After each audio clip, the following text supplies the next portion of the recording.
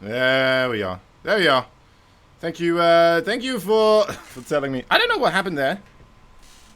My sound has been a little bit wonky overall recently. Apparently it just likes to change the settings sometimes, now and again.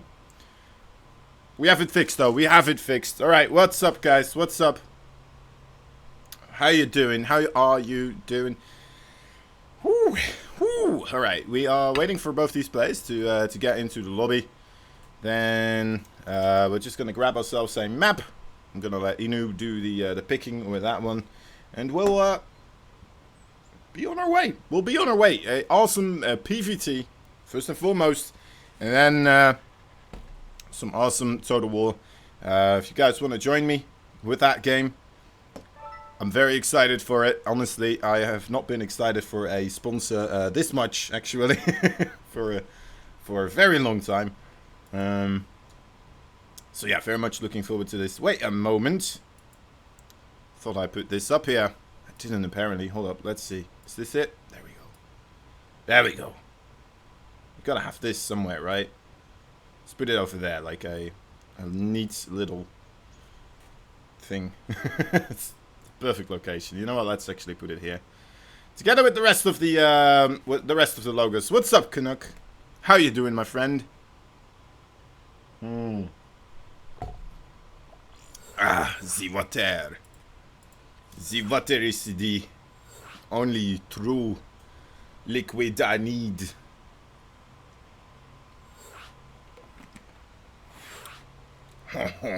Some people need a van. I just need the water. I'm awesome. Though I have come home from vacation tomorrow. Ah. Question, Mr. Coulton. What kind of mic do you use? I use this one. It's a Rode USB. A Rode something USB. You know, got a little stand. I don't have a shock mount. That's another thing. Probably need to get ultimately if I really want to get this going. I bought a shock mount actually when I bought this mic, but then I realized that the shock mount really wasn't working out for the mic, and thus I ended up with this. It's kind of sticking it in there somewhere. It's actually dangling a little bit too, because you see, that's not like a feature. If I move it upwards and let it go, it doesn't stick there. It will just fall down. But you know what? It works. It works perfectly fine, and that's always a great thing. Alright, so yeah, guys, today we have Cure versus Patience. I don't know what I've said and what I've said during the time I was muted for some reason. Anyway, Cure versus Patience, a best of 9. Afterwards, well, I almost said Rome Total War. That's not the game anymore. It's Troy Total War right now. That's what it's all about. Gonna be watching the campaign a little bit here, playing myself. And yeah, I hope you guys will join me on that experience. Maybe you guys can already get a little bit ahead of me in the game if you want to. You can download it through the download link. If you type !Troy, you will get yourself that link, and yeah.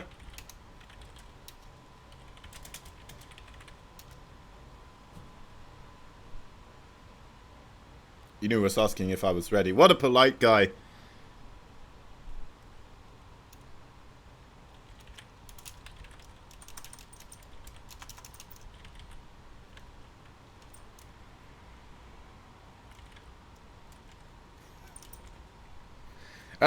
Right, so yeah, Total War Troy. Man, I've played a lot of Total War games overall.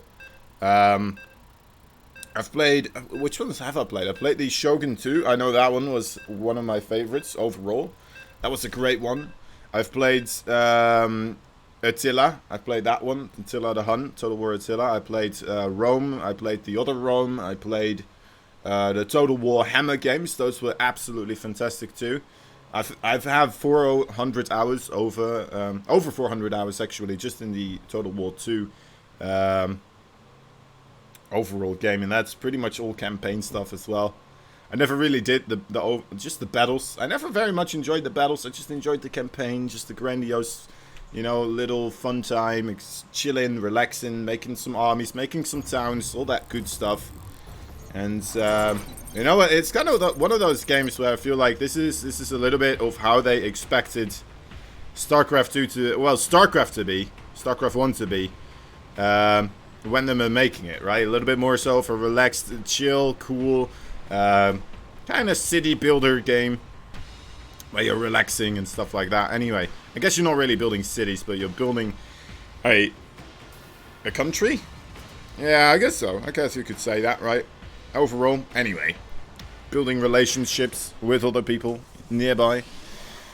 Alright, anyway, what am I saying? We are doing the introductions right now. There's the red Protoss here in the top right side of the map. He's from Team LP, and he is absolutely amazing. He is Patience. In the bottom left side, the Dragon Phoenix Gaming. Yes, that is in fact a Phoenix and a Dragon, and he games as well. He's the blue Terran player. He is Cure. Cure. Oh, man. I'm very interested to see how Patience is going to be doing here. Patience, one hell of a Protoss, but of course, you know what? If I have to make a prediction here, I would say Cure should be able to take this one with a 5 to 2, maybe 3. 5 to 2, maybe 3. Total War really is super fun. One of my favorite series, yeah, man. Mine as well.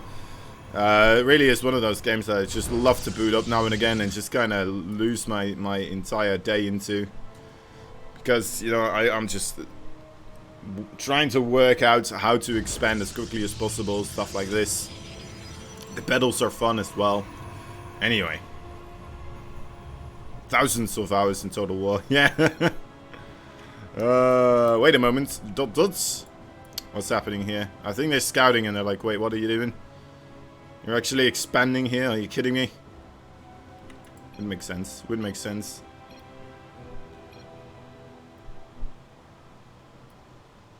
I feel like I'm forgetting something here.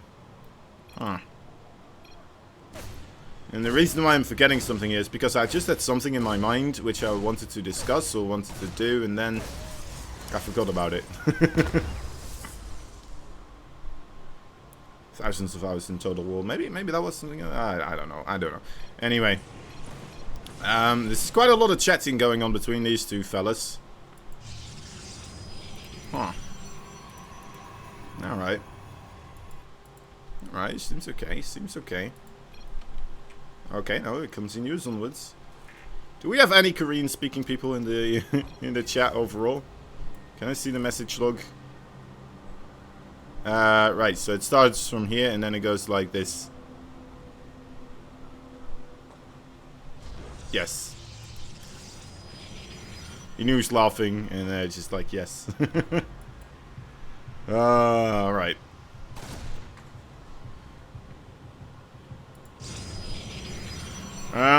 Alright, so blink opening here for Patience. We'll be starting it off with that one. Widowmine drop from Cure. Two very standard things overall. Cure, will he get the scout here? It looks like he might, although there is a sentry there, so in worst case scenario, we may see a force field being utilized here. No, actually, he doesn't use the force field. Alright. So the Reaper does get the full scout off here. Sees the Twilight Council producing something, so there you go. That's always a good thing, right? Being able to see what your opponent is doing. And now he's going to be able to prep for this a little bit. What we're seeing as in a response is a bunker at the front door. Tech labs on these two buildings right here. I wouldn't be surprised if we see a siege tank and a Raven pop out with what we're seeing here from Patience. That would be a good solid call here. Trying to deny the mining as the siege tank. And where is that Raven?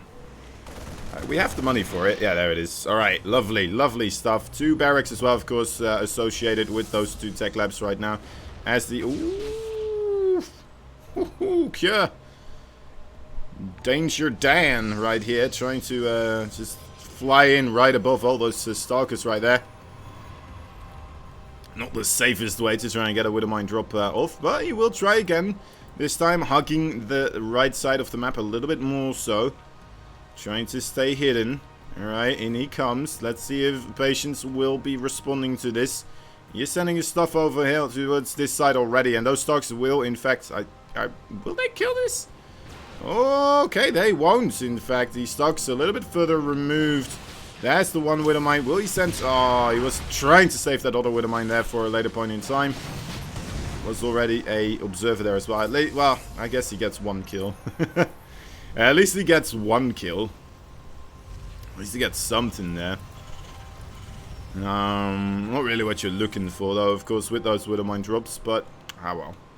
It's kind of the price you pay when going Widow Mine drops, when you know it's most likely going to Blink Stalkers.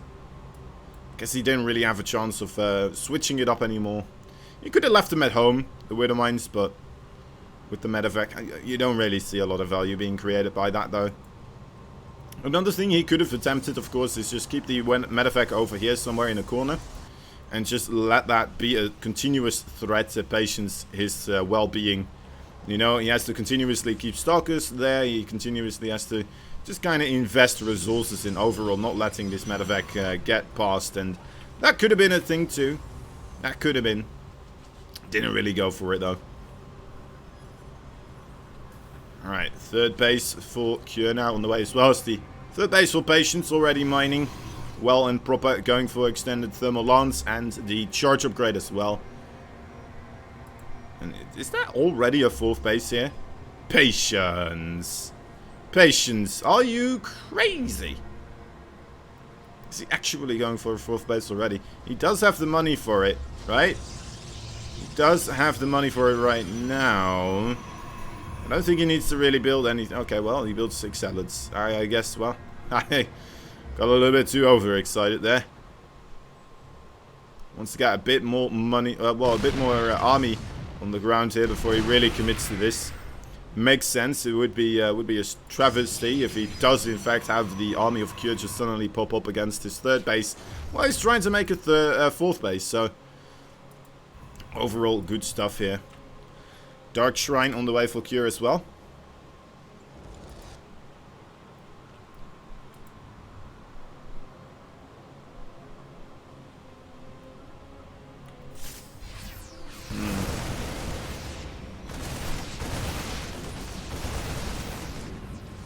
Couple of those zealots actually without the charge upgrade here now, of course, being picked off, and that's a big deal here for Cure. He makes it a lot more capable of just kind of fighting against those gateway forces now, but the Colossi, of course, still a little bit too strong here when you don't really have a good response to it.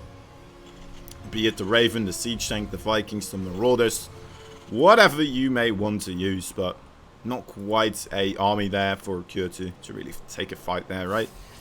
Anyway, he does have a scary army though, and I'm a little bit surprised that we didn't see more aggression coming out of Cure here at an earlier stage of the game. That's kind of, I feel like, what he is known for, right? Same goes for innovation, I suppose. Continuously, these guys ramping up that aggression off of the 2 base, and oh my dear lord, that's a lot of zealots.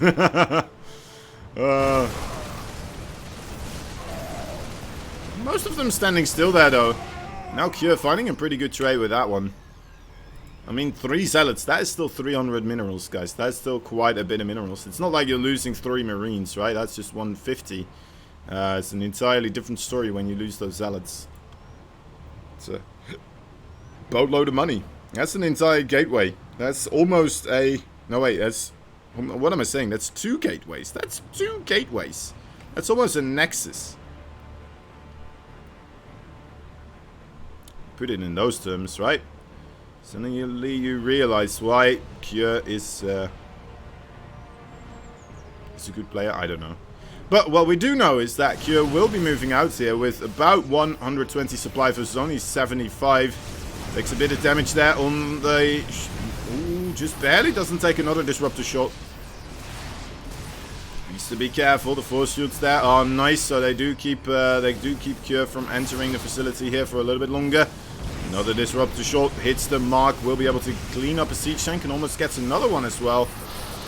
Interference matrix maybe could have saved it there, but didn't go for it this time around. Now going through the bottom, just barely outside of the vision range of Patience here. Setting up shop in a very, very strong position right now. And this is going to be tough to hold. Luckily for Patience, I suppose he doesn't really need this base necessarily, right? He does have more bases just finishing up right now over here. And he has that, what was it, the 5th base at the time already as well. So, I mean, base-wise, look at the expanding he's doing. He's taking another base right there. Losing this Nexus really doesn't matter at all, but yet he is still taking a big fight here. And I'm a little bit surprised with the reasoning why he would do this. And now, suddenly, this has become a very, very weird moment in time where Patience just doesn't have much of anything. Where's the Zealots? Well, they are right over there. I'm not quite sure why the Zealots were on this side. Maybe he wasn't just expecting Cure to be moving in on him that aggressively and the Zealots were still on a flank, but you know what, just the Zealots alone. That's kind of funny, right? Why would you make Colossi, Sentries, and Disruptors when the Zealots do this much better than of a job than the other units? Oh, dear lord. I guess that's still a ton of Zealots though, of course. Yeah, I mean, imagine still having those Colossi, having those Disruptors, all that good stuff right there.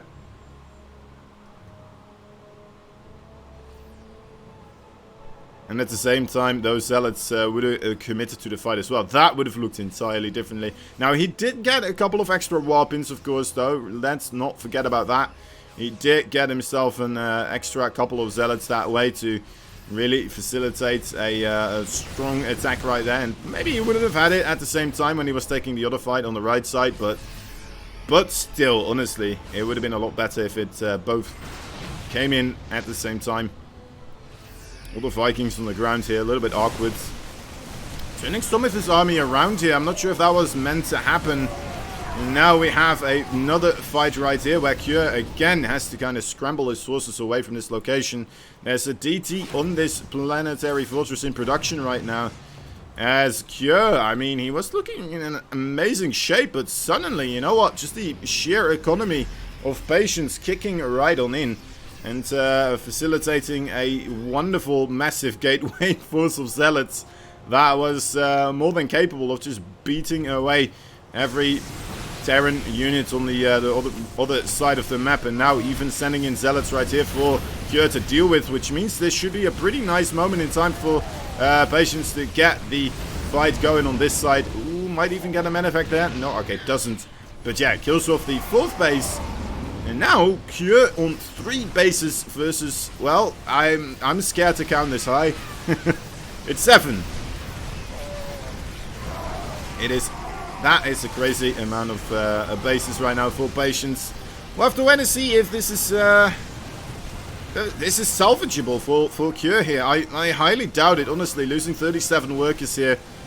I mean, you really need a miracle right now to actually make this still work. He needs to send like 6 medevacts at the same time, control them all perfectly, not let anything die. And you know what? The problem is he only has 5. He has 5 medevacts. That's where the real problem is. No, I think this is it, guys. I think Cure is overall just kind of digesting his loss here, and he's going to tap out pretty soon. Right? I'm pretty sure it will be 200 IQ. There we go. GG. Cure taps out. Game number 1 going into favor for Patience. And, wow, Patience making my prediction look like an absolute fool's prediction right now. A little bit weird. Teddy Trip, thank you for casting. No problem, my man. Thank you for joining us. Thank you for just kind of taking a look-see at the show match that we have going right now. We started off on Ice and Chrome as just a starter map. We had the Inu, a organizer from Korea, kind of selecting the map right there. And now we're seeing what's happening with the next one. The next map will be chosen by Cure. We'll have to see what happens. We'll have to see what happens. Alright. Alright.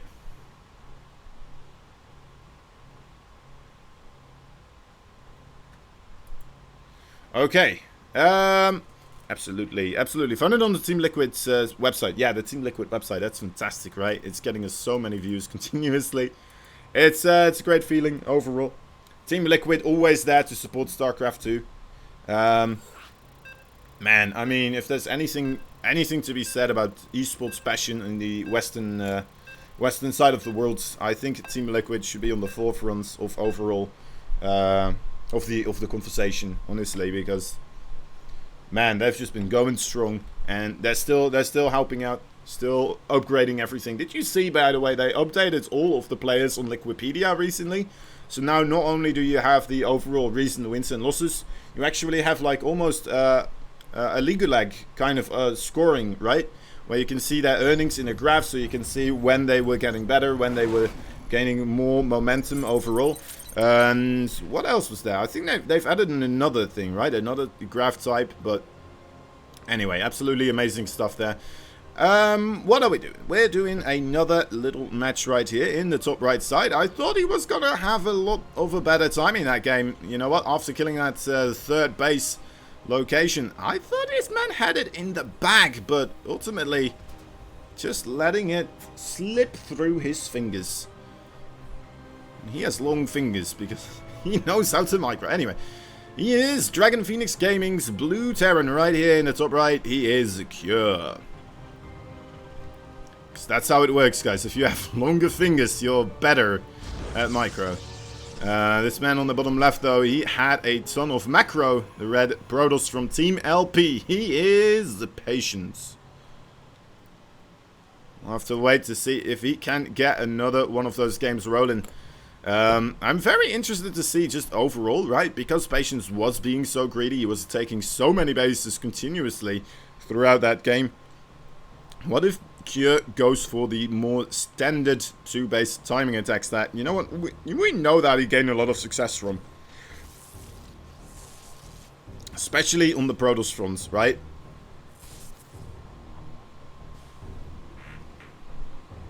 Always helps him out quite a bit with raking in those victories. Getting all the W's. And maybe it was a little bit overall looking at innovation as well and how he's doing things, right? Perhaps that is the case, but Cure, I mean, my man Cure right here, he has been doing pretty darn amazing things himself with those types of attacks, and honestly, I would say they are pretty much on par with innovation. It's you can sometimes just kind of have these replays where if you cover up the name in these TVP series, and you would be like, all right, well, this is either Cure or innovation. It would be very difficult to say which is which. Thank you for the follow, by the way, Kiwi8989, Teddy Trip as well, and Snopon QC, Nop Red as well. It's a funny one. I almost read it as no regret, but no prets. Thank you all for joining us here today, and thank you for, you know what, enjoying the stream enough that you are willing to press that that follow button. That's always very much appreciated. Alright, Patience, what is he up to? He's getting a Twilight Council back at home, but he's also making a proxy pylon right there on the right side. It does feel like a Stargate proxy, but it may just be a Dark Shrine instead in this situation. Yeah, and there we go. That is that Dark Shrine. Will that be a Robo in this place as well? That could be a thing, I suppose, right? Getting the Robo out to really get those Dark Templars quickly into the base of the Terran. Funny thing is, actually, during Wings of Liberty, I used to play Protoss. And, okay, no, it's just a gateway, but that used to be my absolute jam. Dark Templars, back in the day, oh man. In the first couple of days when StarCraft 2 was released, if you were using Dark Templars, people would just be like, what in the world is... Are you hacking? Are you just hacking this game, even though it only just came out? Like, honestly, they had no idea what was happening. And they would get so salty. But yeah, you would actually get accused for hacking for using a stealth unit, because people just didn't know what a stealth unit was. Oh, the good old times. Good old times. Anyway, you know what? Cure also going to go for a couple of stealth units here with the Banshees right now, but will he really need it? These Hellions gaining quite a bit of access here into the Protoss base. Already killing off a ton of workers right now. 11 of them in total, and that's just for the price of 4 Hellions. That is insanity. These Dark Templars really need to make something happen here for themselves.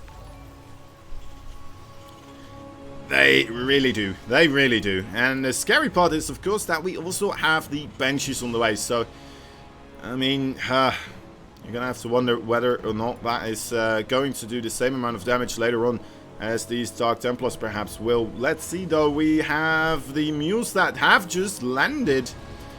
There's no Raven. There's no missile turret. He actually doesn't lift up the supply depot here, so the Dark Templar does get into the main base here. And Cure just taps out. That's it. GG. No scan available. And he's like, you know what? Let me just continue onwards. Also, hold up, guys. Let me try to do this here for a quick moment. Bloop.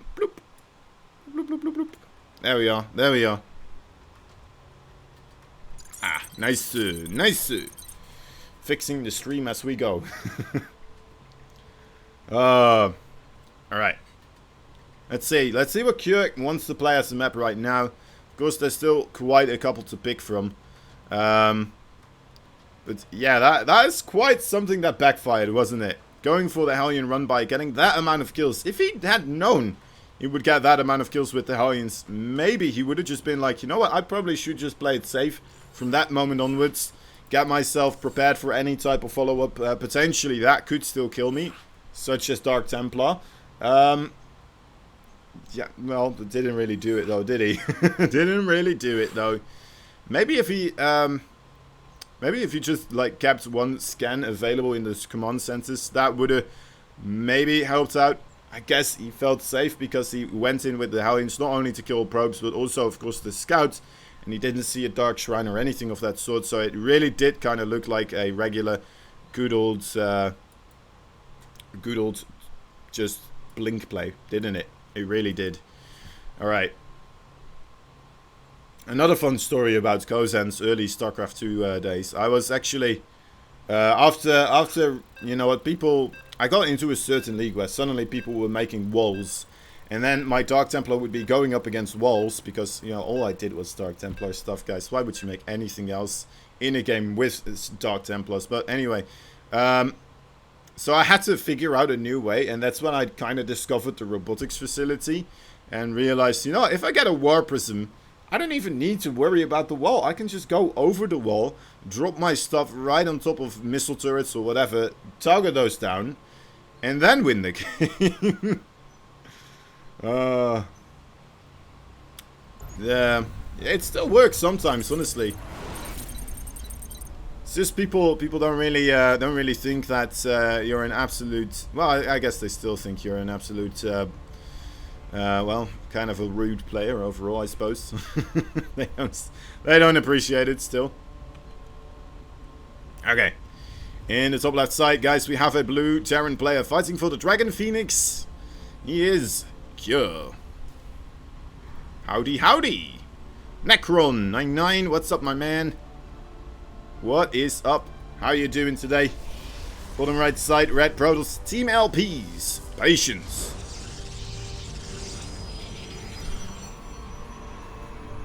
So yeah, we have a little bit of a sponsorship here today, guys. We have the, well, first and foremost, of course, just the regular Matcherino stuff. So if you want to help out in those regular ways, right, add the code, add the things. We do have that all set up and ready to go. Another thing we can help you with is getting Total War Troy for free, right? It's the new installment of the Total War series, and you can get yourself the entire game for free. And yeah, all you got to do is use that link. !Troy, get that sorted, and also I need to update the scores here, thank you. But yeah, so you can get that for free, absolutely no money required, and it's going to be yours for the entirety. It's not just free for 24 hours, it is well, it is free for 24 hours, but it's not just the 24 hours that you will have the game. It will actually be for a longer period of time. You'll just have it. Right? It's not going to go away anymore. Any Korean speakers that know what they're chatting about? Well, I could do an honest guess, but I mean, I'll probably be way off. I could ask Inu for you if you wanted to.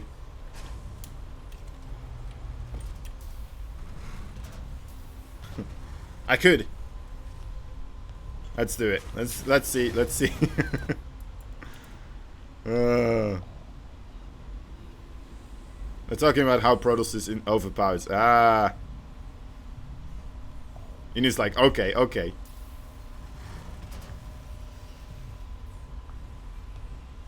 Is that all they're saying? Maybe he's trying a little bit more. I assume it's standard. Please don't cannon rush me, lol. Yeah, probably. Oh my. Is he doing this again here? Oh, dear lord. Patience, you sly dog, you absolute madman. I think it's going to work out pretty good as well here, as we have a double Rex opening for Kure. Overall, the rest of his tech is going to be delayed, of course, here. Oh, wait a moment. That is just a gateway, honestly, this time. Alright, so it is a bit of a mix-up. Not the Robo this time around. I'm not sure if we are actually having the thingamajig here.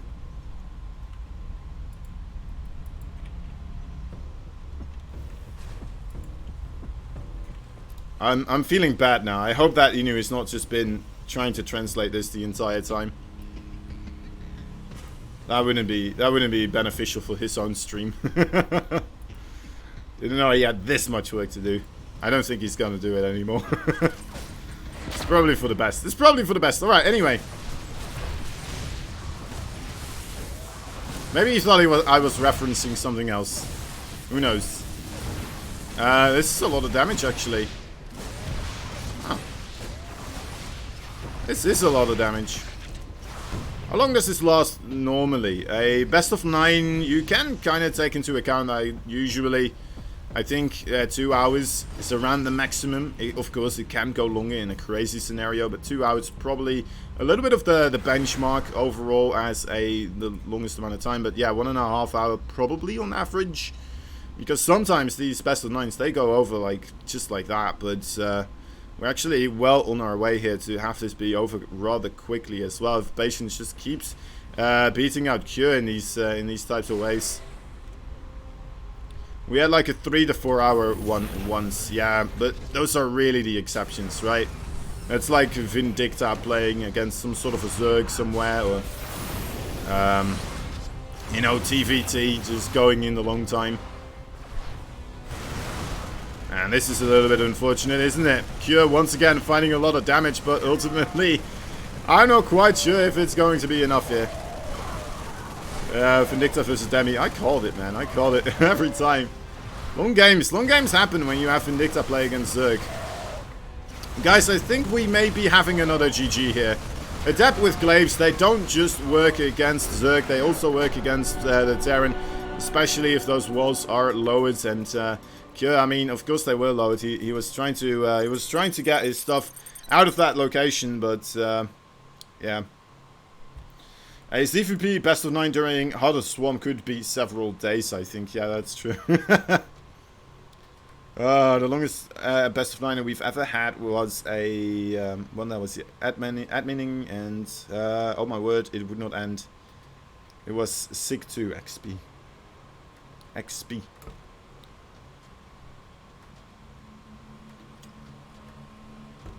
Sushi downloading the Troy thing for what's that, the 4th amount of time now in this stream. Oh man, yeah. We are very excited overall, guys, with Total War Troy hitting us up with this deal. I mean, overall, it's combining gripping turn-based campaign game for empire building overall, right? Statecraft and conquest with stunning real-time battles. Troy redefines the series, though, in an age of heroes and legends. And of course, it is available now for free. If you use that link, you'll get the download link immediately. And yeah. I am super stoked to try and find out what is kind of happening. We've seen the a little bit of an installment of just overall legends and stuff like that in the previous one as well, right? What was that one called again?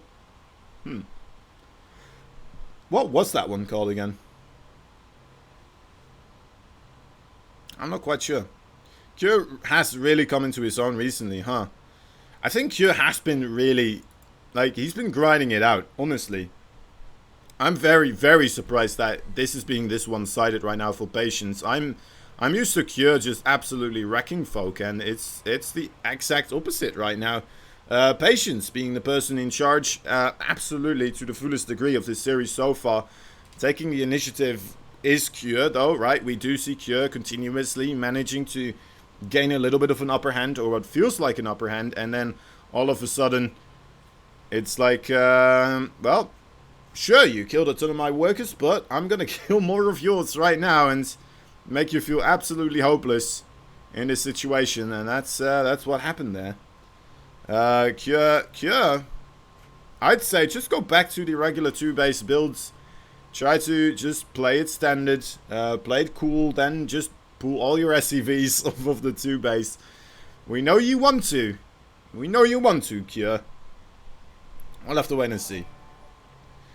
Melums, thank you for the follow, as well as Nil Marker 97. Thank you as well. Hope you guys are enjoying the StarCraft 2 right here.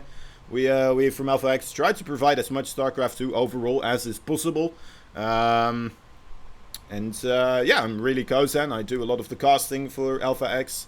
There's a lot of other great casters as well. You may know about like Creighton and Rushi, all just part of the Alpha X community as well.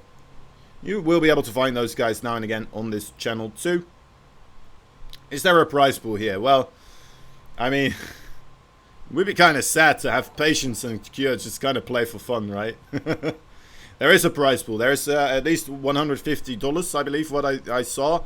But yeah, on the Matcherino page, of course, if we all help out with some codes, if we all help out with some things, with, how do you call this, the quests on the thing over there, the bar, yeah, should be even better then. Should be even better then. We can help them out with that prize pool. Also, I'm pretty sure there is a replay pack available for buying as well, and that also adds overall to the prize pool for these two players. And yeah, you're gonna get yourself some pretty neat replays here. Oh my dear lord, Necron, you absolute mad lad! What in the world is? Just like that, just like that, just like, you know what? Let me just do an amazing thing right here. All right.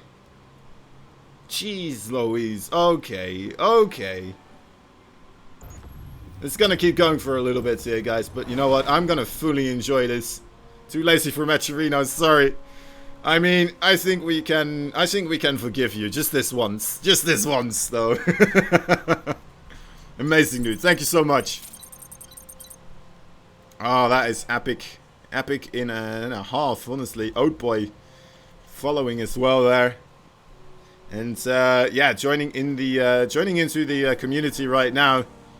Angry Snack, Side FX, Shoes, Blabert, Daunted, Kerwin. Kerwin is here now as well. In the he's also subbed. It's always good to see. Rootfly, Lepino, 94, Chase SC2, Dave Vinyl Music, Descam Buzz, Generation Storm, Boom TT, Alantos, Blueberry Pie, Rob 7011, and Squizgar, Breakfast TV, Bon1 Sack, and Fear Nantok. I don't know if you guys are here, but dudes, welcome to the community. Go thank Necron for being an absolute beast. And yeah, all right, let's continue onwards here. Let me not try to do the scores backwards this time. Have to stay on my toes here.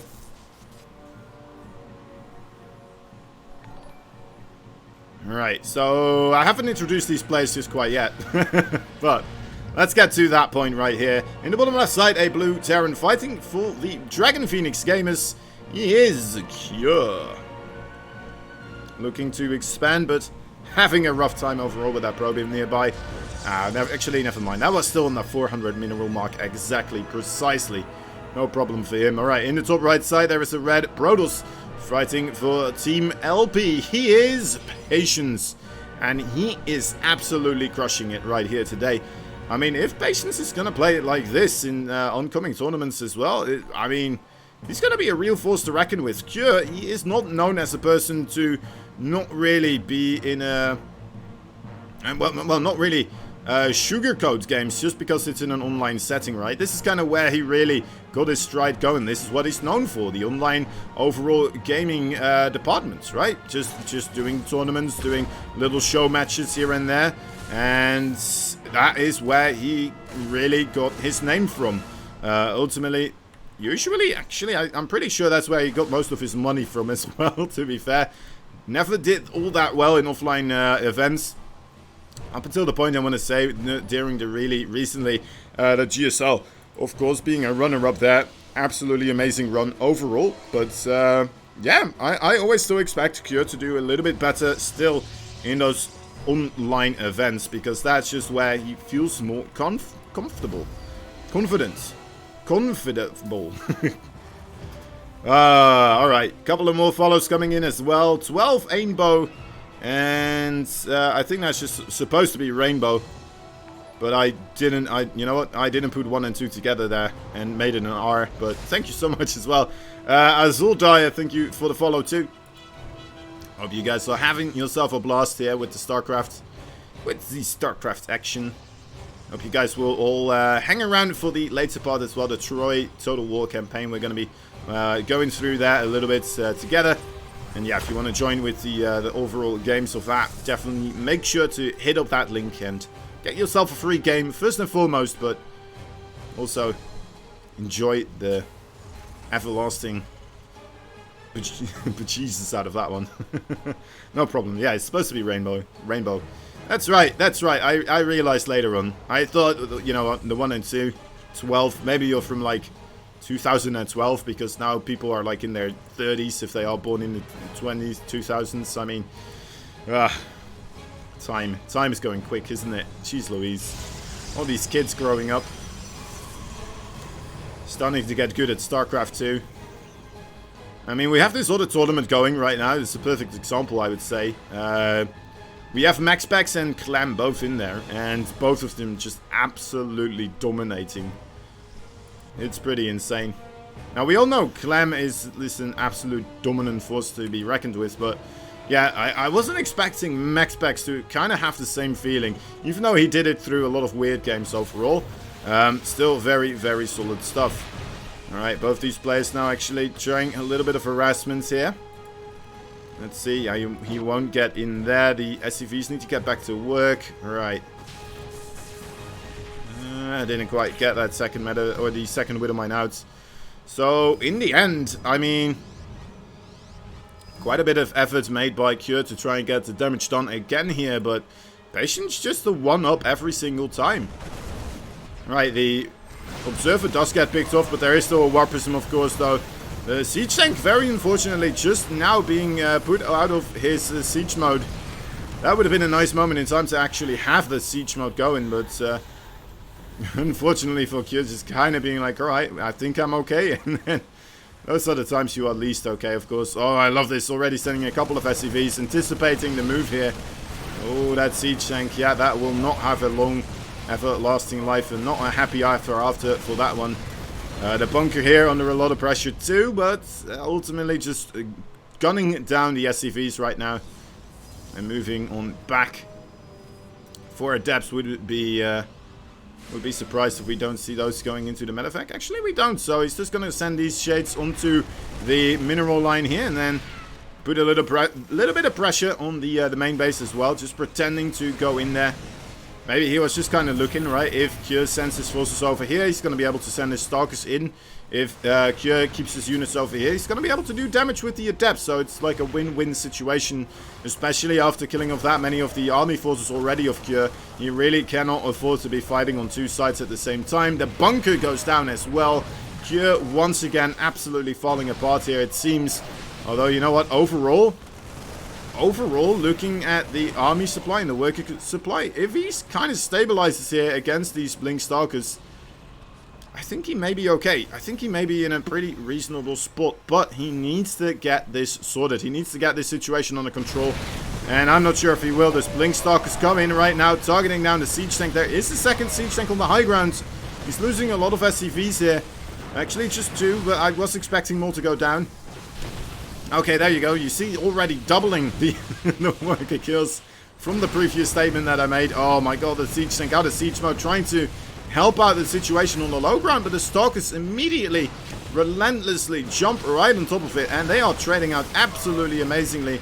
Even with this amount of bio here, those stalkers of patience are just doing a bang-up job right now with gaining so much value. It is a little bit scary right now. Not gonna lie. Alright, let's see. Into the main base we go. Oh, those are sentries in that war prism. Those are sentries in that war prism, boys. That is a great force field right there. And that could be even more so the end of Kure. He needs to either elevator everything into the main base. There's a second sentry. Oh, my dear Lord. Kure, you are being tormented here by the evil red Protoss called Patience. And there just doesn't seem to be any escape for you whatsoever, no matter how much you try. 13 more SCVs go down, and Patience making this look like he is playing against somebody from an entirely different league right now. Kure coming in, but there you go. GG being called. What are we watching? What are we watching? I mean, was anybody expecting Patience to do this well against Kure? Is Kure just... Did something happen with Kure? Is Kure feeling alright? I don't know. I don't know anymore. It's rough to say. Man. Man, I can't even really put into words the amount of just overall kind of surprise I have for the outcome of this series so far. We still have, you know what, one game potentially. When we started this, I said we would go into game 9, but we didn't. Ads time. All right, we can run some ads.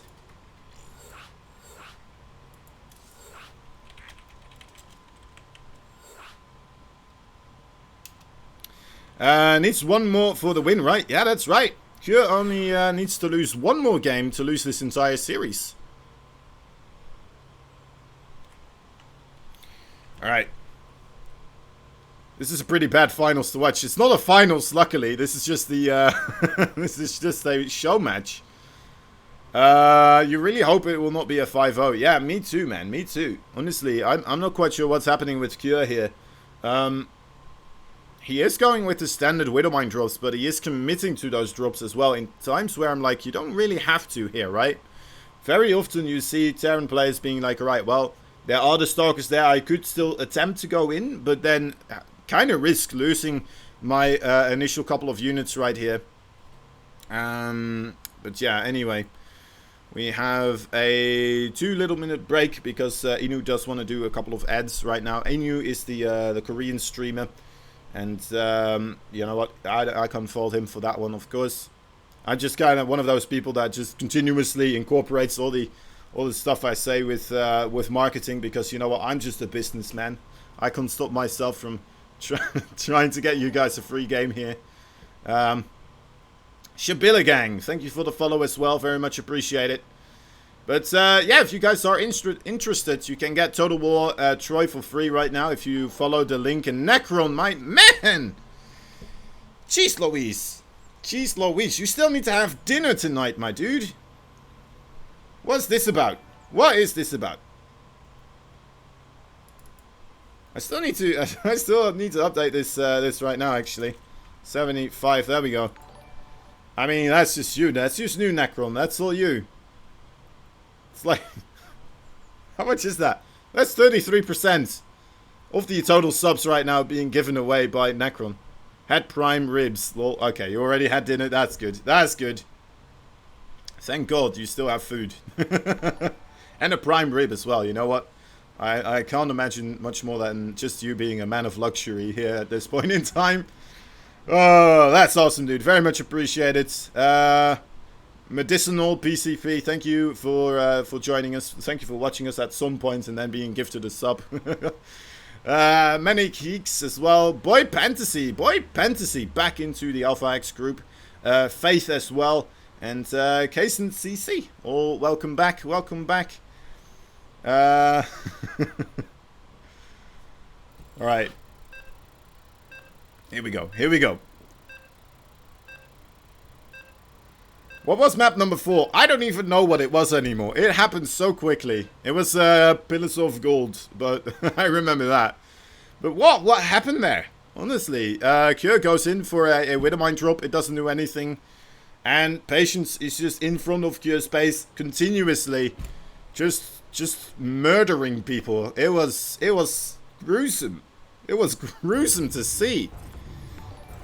Honestly. Another one. Oatboy as well. Welcome, man. Welcome. Another one, of course, just as I updated it, another one comes in. Oh, dude, that's awesome, though. Amazing. All right, here we go. Into the... Okay. You're just teasing me now. What a man. What a man. All right. I need a soundboard, and then I want that to be on my soundboards. And then whenever Necron is just coming into the stream, I'm going to be like, what a man. Play that. Right, yeah, we're not going to give you free wins here. I'm sorry, my man. That was just a little mistake on the scoreboard part on my side of things. We're not going to make it that easy for you. You still need to win 5 games in a row here to have this turn out to be a victory. That's going to be a tall order. It's going to be an absolute tall order. We'll have to wait and see if he does manage to get something done here. Anyway, in the bottom right side, there he is. I already called him out. Let's just zoom in on him and just pray that he will do a little bit better here this time around and get the ball rolling into his momentum. Stop this absolute train wreck from occurring one more time. Because this man, the absolute derailer of the Cure train, the red Protoss from Team LP, he is on the tear, he is Patience.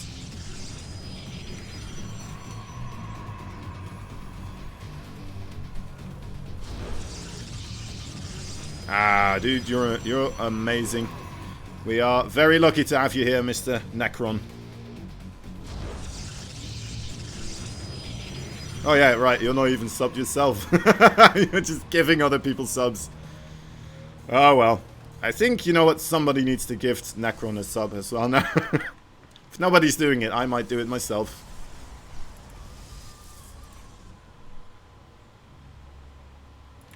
Okay, There we go. Thank you, Catboy. What that's an awesome thing to do. Thank you so much, my man. Jumping in, helping a man out. I hope you're also already subbed. Imagine Catboy not being subbed now. There's people gifting out subs without actually... You know what? That's the great thing about the StarCraft 2 community. People are givers here. You know what? We're not the Fortnite kids, are we? No sir at all. We won't we won't just be asking for skins and stuff like this. We're giving other people everything off a plate. Kind of Necron not have a sub, that's right. That would be preposterous.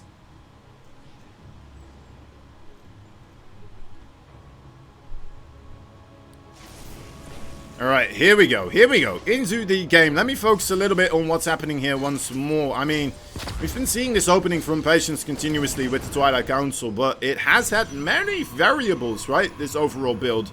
I'm very much enjoying the amount of variety that we're seeing from Patience just opening up with the Twilight Council.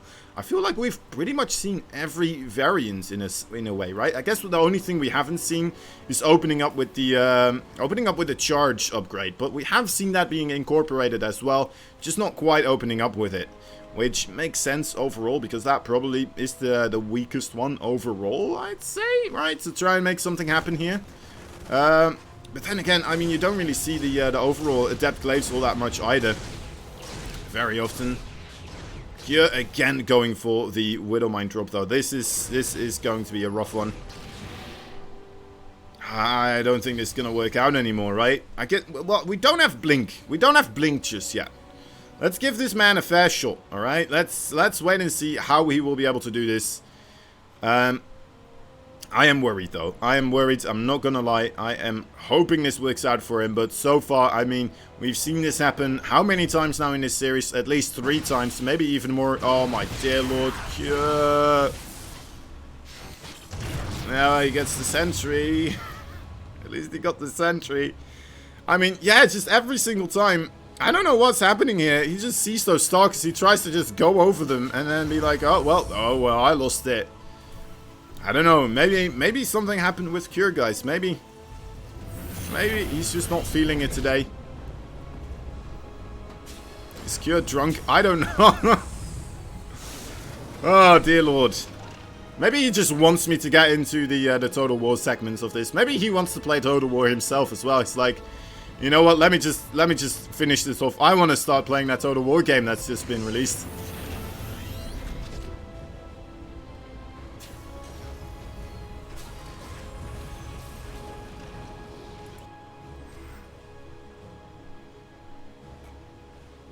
All right.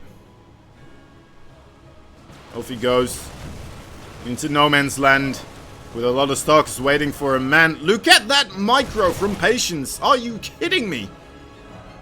Are you kidding me? Look at those shields. I mean, it's that one stalker right here just taking a little bit of too much damage because he walked backwards for a second. But oh my dear Lord. Oh my dear Lord. That was nutty as can be.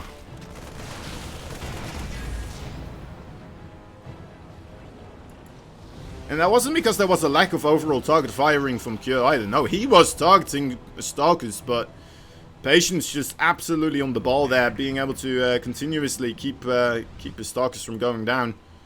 He did lose a couple there in the end, though, of course, but man, he's on fire today. Cure, yeah. I mean, to be honest, I'm a little bit skeptical overall on the Widowmine drops. I suppose maybe he's kind of used to not having to do as much damage. Sometimes as well, when you start dropping the Widowmines, right, the Stalkers will target down or try to target the Widowmines. Maybe he was anticipating that to occur. Instead, what we saw was just Patience shooting down the medevac, then targeting one of the Widowmines, still getting that one as well, and then, you know, just losing a single sentry to the overall attack. Maybe a probe as well, but that's all well and worth if you kill off the medevac and 3 Widowmines. But yeah, there's definitely better ways to make stuff like that work out.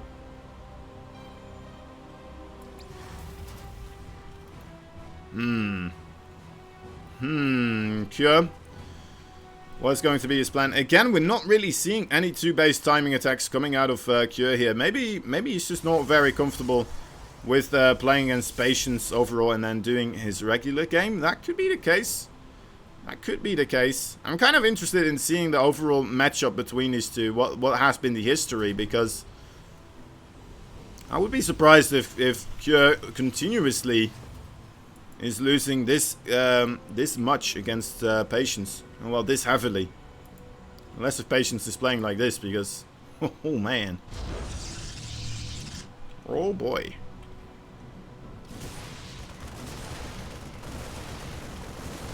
Right, army supply for Cure here, hanging around the 100s. Patience only around the 60. So these timings over here, this is where I'm kind of anticipating Cure to be moving out.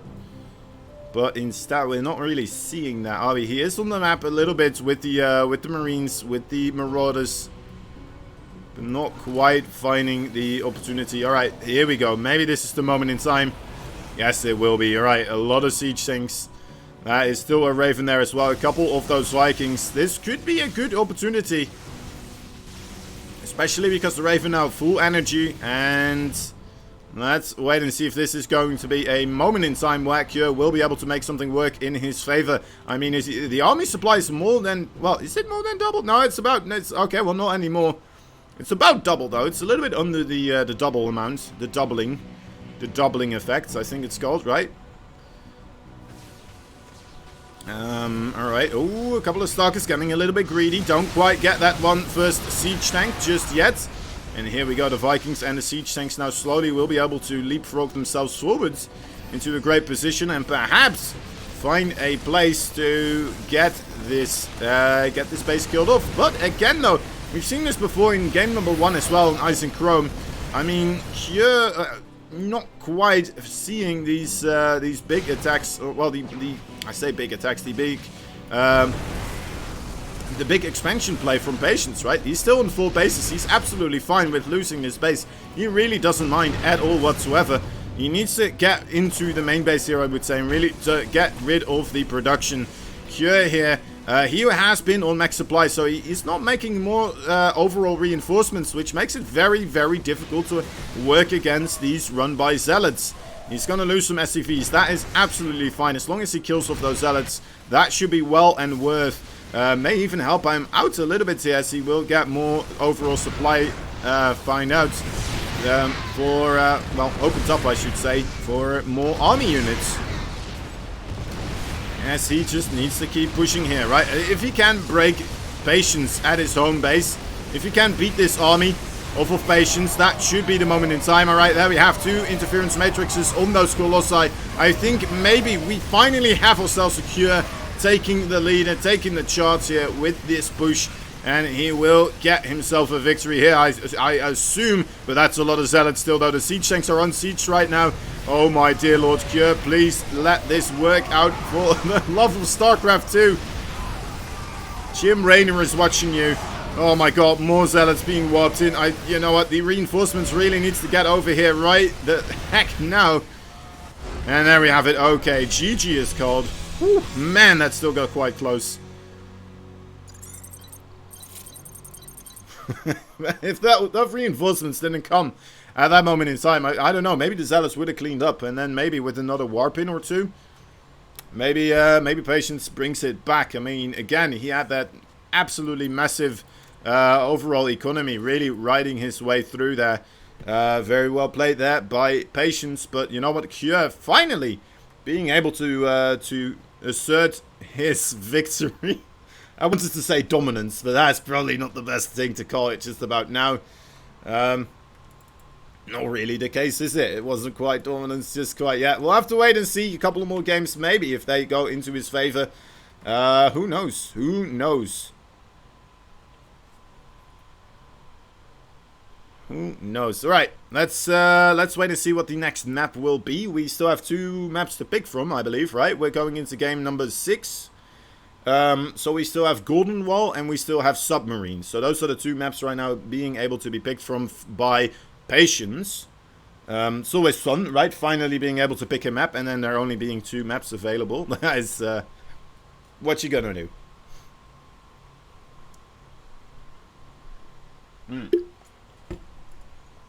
Oh, wow. The water bottle, when I put it backwards, actually... little droplet of water right into my eye. Okay. Okay. We'll have to wait and see. We'll have to wait and see what the choice will be for Patience here. I think he's asking about which maps are still available. Patience is such a Protoss operator. I mean, yeah, that's right. He does play Protoss. And, I mean... Cure and both Innovation as well, actually, I should say. They've been dominating the Protoss race overall for a while now, especially with those early on 2 base attacks. We really haven't seen Cure make use of those types of strategies just quite yet, though, which has me a little bit wondering why, right? Why isn't he doing this anymore? Is there some kind of tournament that I missed? Has there been some sort of different way in playing for Protoss that I didn't quite pick up upon, where now, because of that, it's just less favorable for the Terran to continue onwards with the regular way of things and those 2 base timing attacks?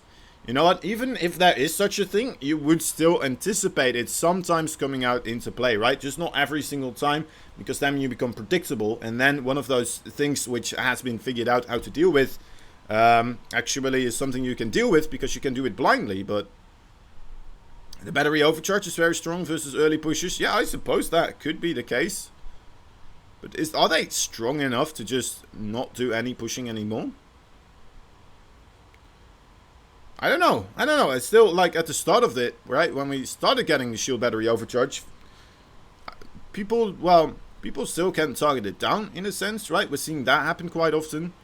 And it still does quite nice, but is it really... is it really a reason to not do any 2 base attacks anymore? I'm not sure. It could be. It could be. I main Zerg, so what do I know? Yeah, Blizzard said so.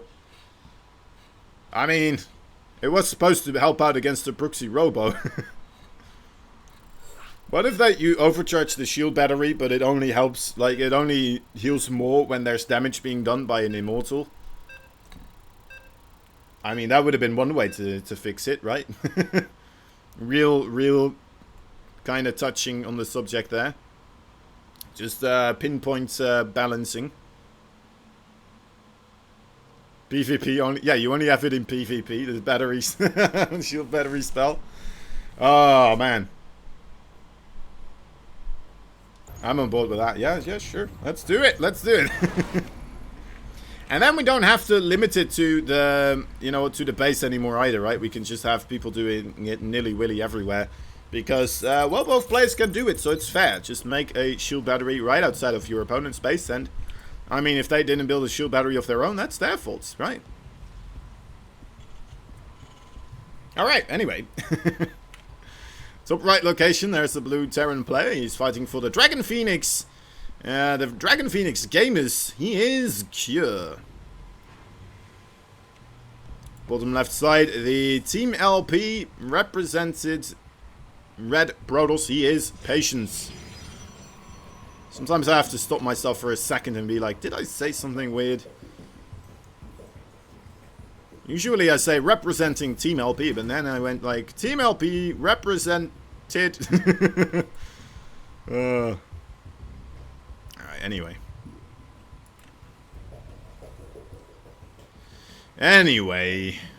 Let's see. Cure. I mean, to be fair, a lot of these games came down to, as well, him just not being prepared and not realizing what was coming his way, right? Remember the Dark Templar, remember the Adept Glaive push as well, right? That was a big one. And I think even another time Dark Templars as well, right? Didn't he lose twice now due to Dark Templar? I myself struggle to find an early push that works. You can't focus the shield battery if the Protoss placed it well and got a sentry. Might not translate to high level games though. You know, I think it's a fair point to make though, honestly. Like, you would imagine that overall Protoss are getting a little bit better at keeping those, you know, those shield batteries up when they do overcharge it, right? And they're getting better at gaining the maximum value out of it, in a sense. So maybe that's the case, right? That is one very clear thing that could definitely be a reason for this to be the case. And yeah, for sure.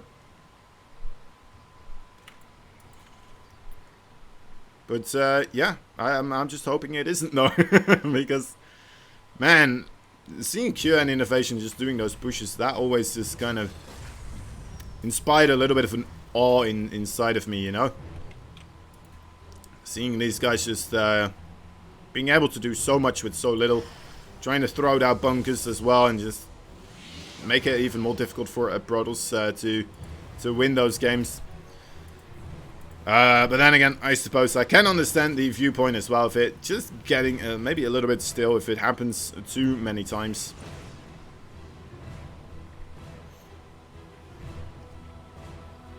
Anyway, another one thing that is a little bit of a thinking point on this subject, I would say, is that a lot of these higher up Korean Terrans, they don't like playing TVP in the late game. They just don't enjoy it because of the disruptors. They don't enjoy it because of the high DPS spells, right? You know, in a way, you have the EMP as well. Don't get me wrong. That's a massive ability that allows a lot of potential. But it's not one of those spells that if you just didn't pay attention for a second, your entire army gets vaporized, you know? You know what I mean?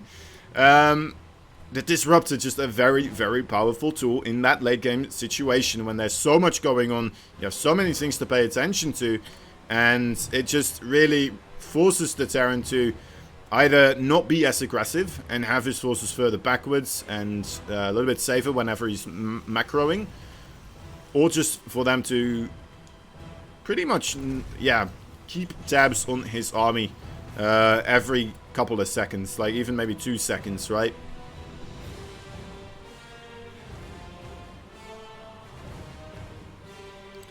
They could fix it by making... Wait a moment.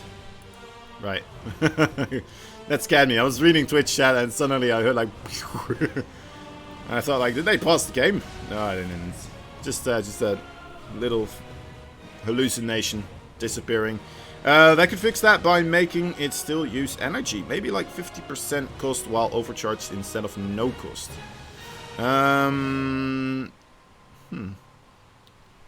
Still use energy. Maybe like 50% cost while overcharged instead of no cost.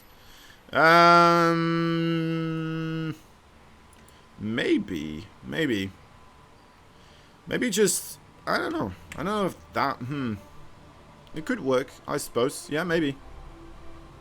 I'm wondering, there's a couple of things you could try to tweak with it, right? One would be the overall energy cost. Another would be like just cooldown timings or the overall time, how long it lasts. The amount of actual healing that it does. But, yeah. Anyway. Looking at this game right now. There's no Widowmine drop this time, right? Unless if I missed it. No, sir. No Widowmine drop. Although it might still happen later on, as we do have 2 Widowmines coming in. Although, I think we're going to see a push this time around with the Widowmines instead of siege tanks. I could be wrong. But let's see how it goes. The Widowmine's on the high ground here, underneath the Bioforces. If there will be a blink right on top of this. Oi, he has the vision. He has the vision. Widowmines into the medevac right now. And this is the problem with Widowmines against this, right? Especially if you don't have a Raven to get rid of the Observer here. Becomes incredibly difficult. Also, a lot of the SCVs right now just kind of stuck being on top of that bunker. Not allowed to do anything else but except repair that bunker the moment he starts getting attacked. Needs to keep that up.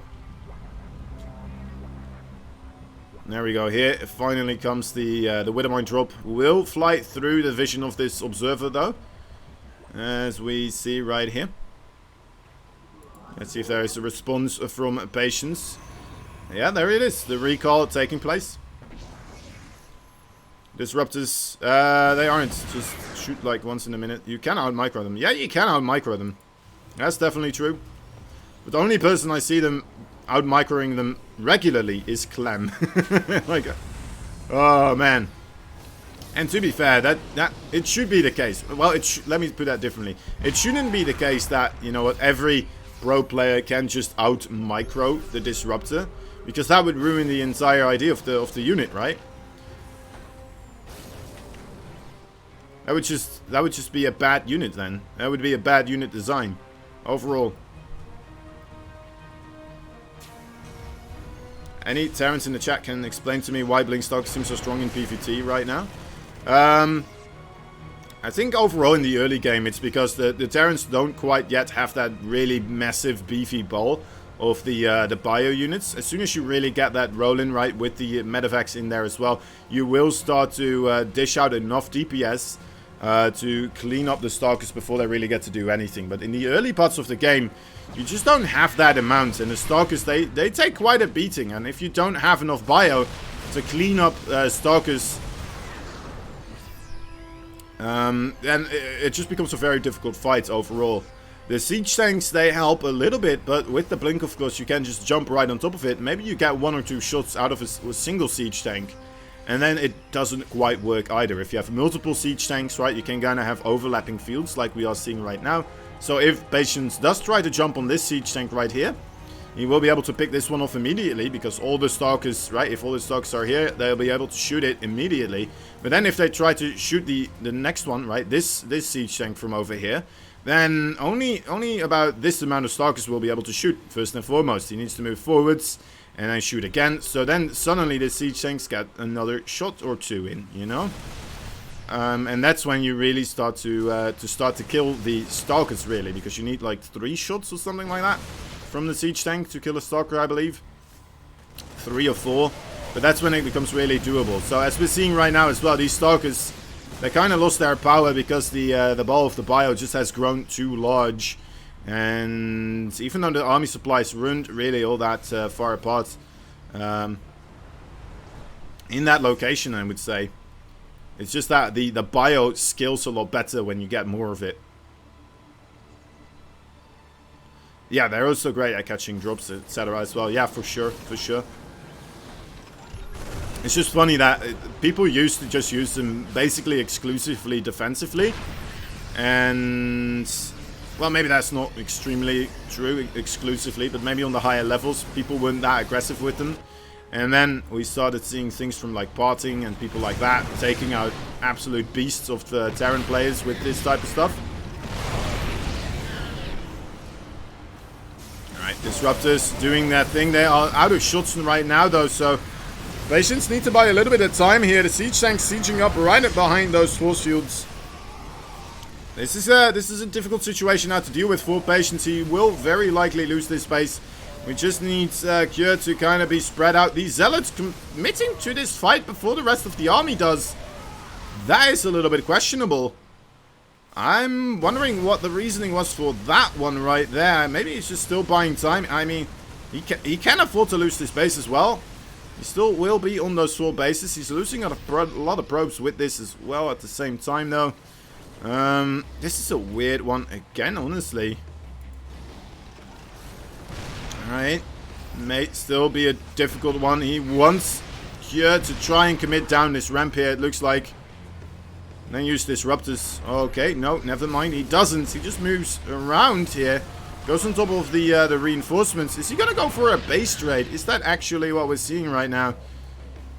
Some counter-aggression does get cleaned up. Made it look like maybe he went for a base. This is just some mind games, I think, from Patience. Doesn't want Cure to really see where he's coming from. Disruptor there. Gets shot down before it gets shot. And the other one as well. Still quite a lot of Colossi here, though, for Patience as the Bioforces for Cure. A little bit split up, but now will come in here. Targeting down the Colossus. And I think this may start to snowball here for Cure and into another victory. Looking at those supplies, that's looking pretty juicy right now. I think Cure may have done it again here. GG it's called. That was a close one indeed. Again though, you have to wonder. Patience coming in there with a lot of those Zealots before actually taking the fight there. And that's not the bracket. There's no bracket today, Mr. Wizard. This is just Cure versus Patience, a best of 9 series.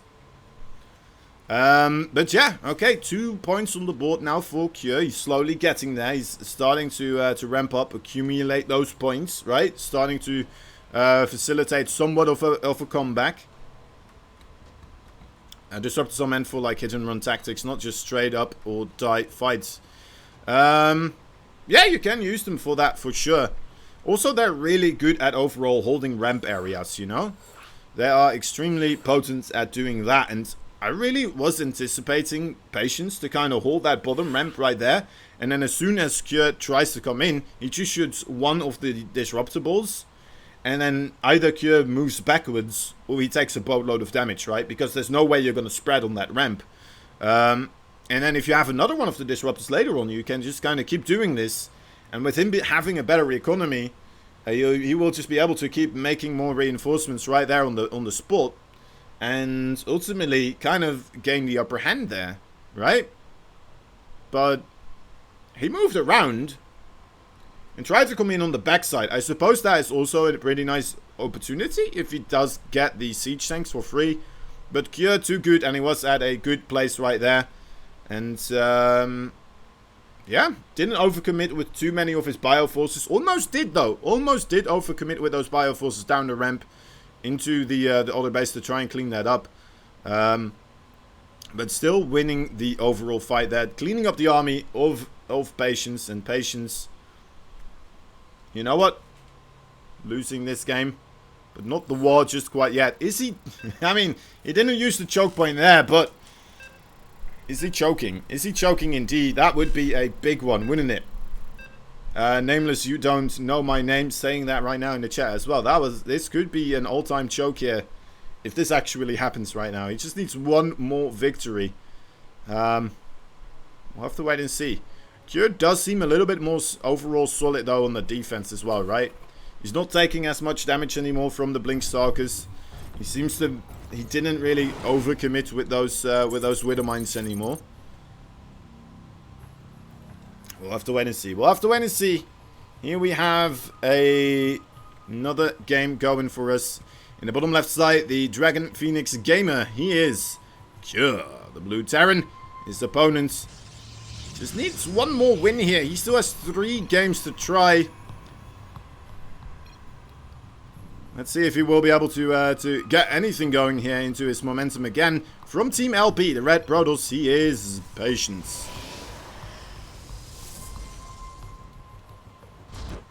This has got to be a lot of stress for Cure as well, though, right? I mean, he was 4-0. Just winning 2 games in a row, that may kind of amp him up again a little bit here, right? Get the adrenaline going. Maybe be like, you know what, maybe this is possible. Just a little voice in the back of his head. Maybe I can make this happen still. Maybe all I need to do is just win the game. I can win the game. I've done a lot of winning in games. And he's not wrong. He's not wrong at all. But in what way will he try to achieve that victory here? That's the real question. What they saying? They're saying this. Hello, okay. I'm pretty sure it's just the old random regular chatter here from these 2 guys. Being like, I thought I would lose that game. I thought you had this one. And then Patience being like, no, of course not. Terran Imba. Why would I lose? Or why would I win? And then Cure being like, cry emotes. And then Patience being like, oh, I'm sorry. I didn't mean it that way. You're really good. And then Cure saying, right. Alright, well, will you... I don't know anymore. Be difficult to sum up, lol. Is Inu listening in on me? It's almost like he's listening in on me, anyway. It's difficult to sum up, though, apparently.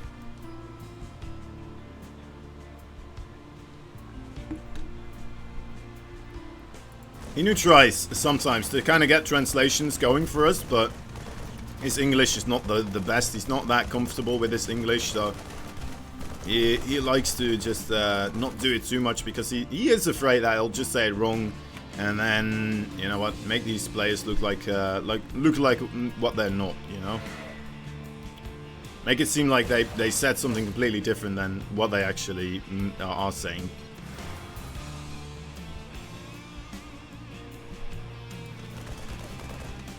Alright, Tech Lab on that factory right here.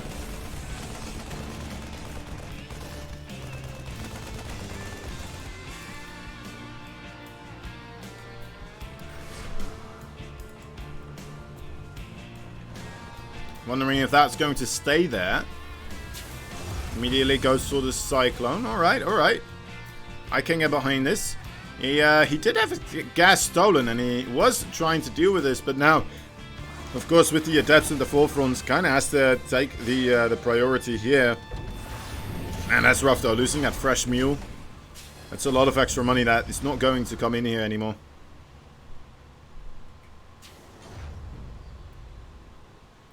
Never understood people who chose London nicknames, not knowing basics. What do you mean with London nicknames? Inu?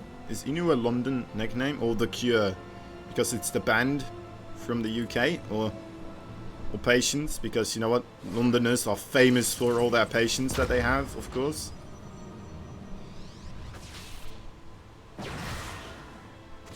English, okay. I mean, it may have to do with the name thing as well. I'm not even sure if you are allowed to have a Korean name in the thing. Right, over here. I'm just not even sure if that is a thing that is a possibility. Is it? It might be, actually. I'm not completely convinced. Because we do have that in team names as well, actually. So, yeah, you see, we have it over here in team names. So, I don't think that's the case.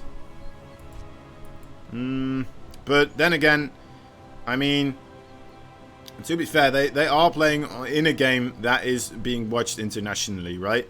So, if they do take a Korean name, in a sense, they are really limiting their possibility of fans overall, because the fans are not going to even be able to pronounce their name, right?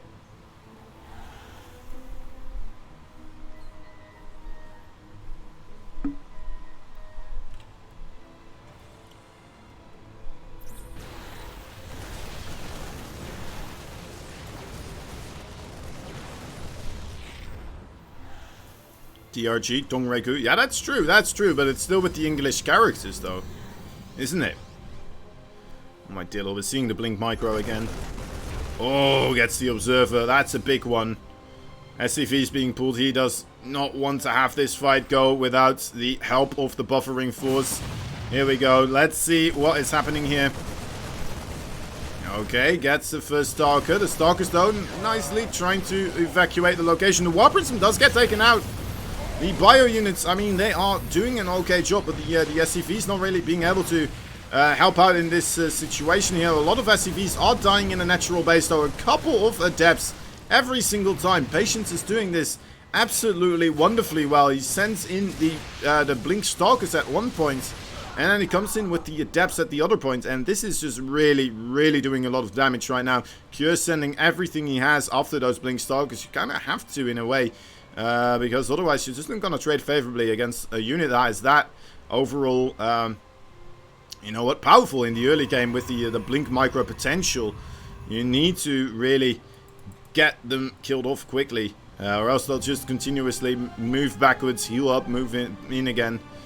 But overall, even with the 13 worker kills, we have still Cure at a 43, 45 versus 41 worker advantage. So that is actually working out into his favor. The third bases for both of these players kind of being built at the same time around. Patience coming in again. Zealots going into the main base. These Stalkers as well, trying to gain some access into this natural. Let's see, drawing the attention away as that War Prison lands those Zealots into the main. We need to see Cure do a good split with his overall forces here. But you know what, again, losing a little bit of mining time, losing a little bit of the momentum here. Patience said, TOS wants to have tanks. Ah, I see. I see, that's kind of funny. I mean, they kind of have tanks, right? They have Colossus. They have Colossus. That shoot is pretty much the same, isn't it? Pretty much the same thing.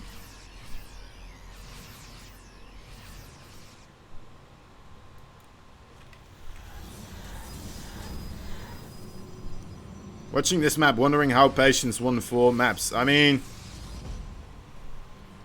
quite easily. He won them quite easily. A little bit of cheese here and there mixed in between, but some pretty stellar macro as well. Just overall gaining a lot more bases than Cure really was anticipating.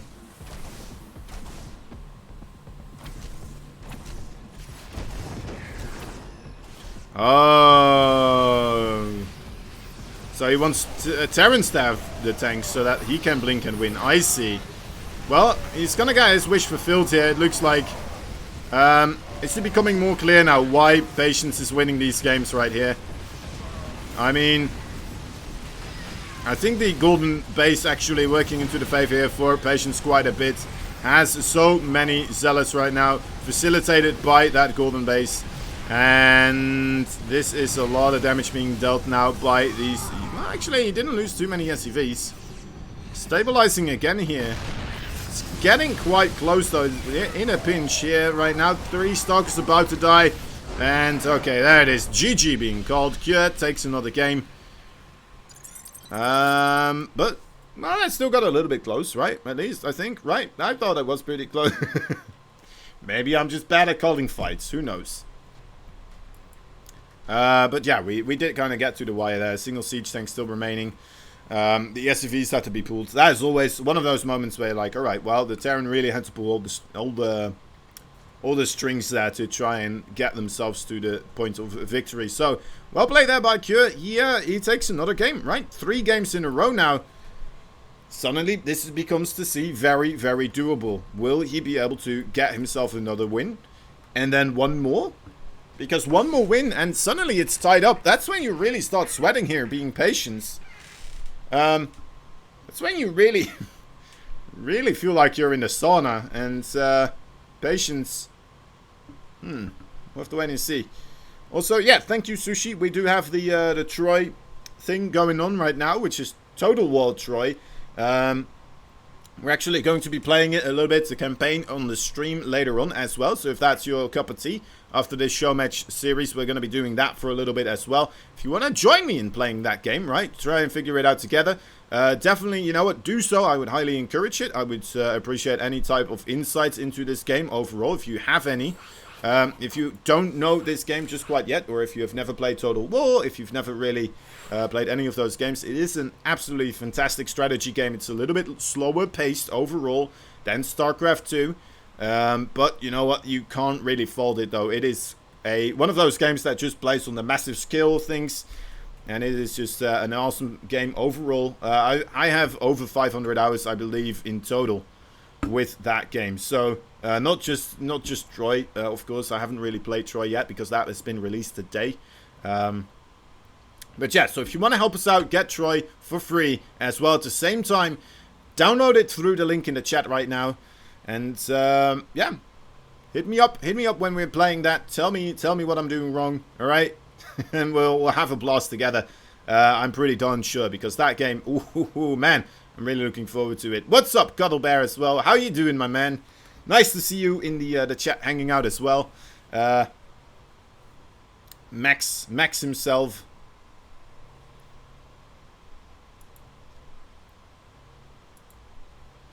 Yeah, Necron has been busy, dude. He's just been gifting subs left, right, and center. But like, soon he'll be like, how many is this? 47. That's more than half our total. Just, I mean, all right.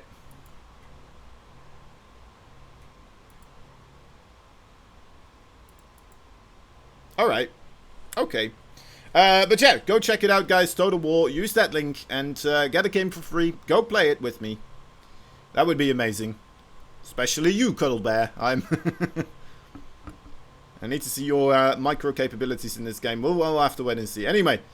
Yeah, and we have a Matcherino as well. We're in a little bit of a downtime period here with the overall ads being played for Inu as well. So I'm kind of trying to do the same thing here. You know what? Keeping StarCraft alive, one sentence at a time, talking about, I don't know, getting a real game, or a free game, a real game. Jeez Louise. What's that? What even is a real game? What's a unreal game, to be fair? What's a fake game? I think we know. I think we know what is a fake game. I think it was announced at BlizzCon a while ago. Couple of BlizzCons back, right? One or two BlizzCons back, actually. I forgot. What's up, Boy Fantasy? Make sure to thank Necron, as he has been giving you a little bit of a sub as well. Hit him up. Hit him up. Alright, we are starting here. Game number 8? Yeah, game number 8 already. Man! I lost all faith in potentially getting ourselves the 9th game, but you know what? We are only one single game removed now from entering the ultimate ace match between these two guys, and you know what? Patience. You have to wonder what actually went wrong in those other 3 games. How has he lost his touch this much all of a sudden? We'll have to wait and see. The 4 games Patience wanted to start this series. Yeah. Yeah, for sure. It's a weird one, right? You would expect if somebody goes 4-0, you should be able to then just win at least a single game, right? In somewhere or the next oncoming 5 series, or the 5 thingamajigs. But so far, no cigar just quite yet. It's been close, but no cigar. Anyway, in the top right side, he is on an absolute comeback machinery. Will he do it 2 more times right now? He is called the Dragon Phoenix Gamer. Cure. Bottom left side, the red Brodos.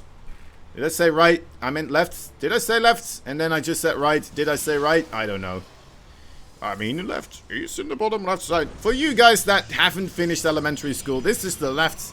This would be the right. It's all in the bottom as well. Anyway, a little bit of Sesame Street here. StarCraft Street. He is Team LP's Patience. You just got in. I mean, man, oh man. There's no brackets here today. It is just Cure versus Patience, a best of 9. Haven't finished that. So, there you go.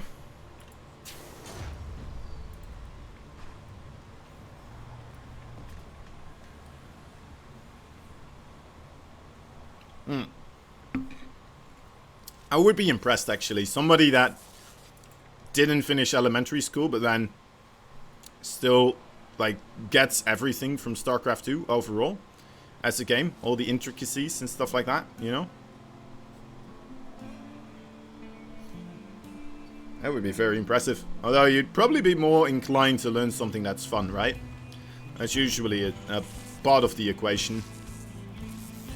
Right, slight little bit of delay here, perhaps that will occur with this SCV. Cure already sending in another one though. There we go. Will save the day, no problem for him. Just a little bit of less mining this way.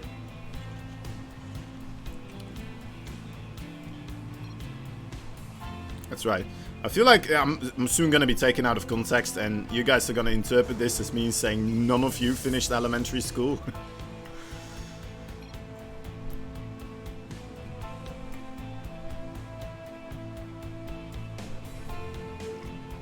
Patience wondering how he won 4 games in a row. Yeah, I don't know if that's what he said, but I wouldn't be surprised, honestly.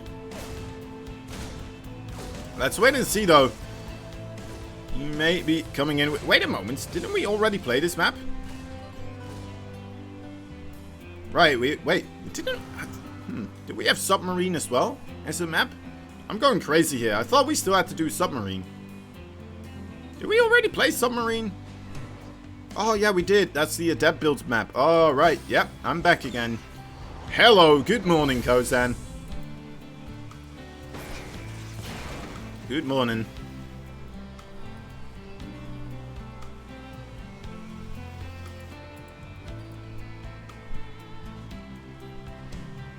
Man, if this was the best of 7, imagine that.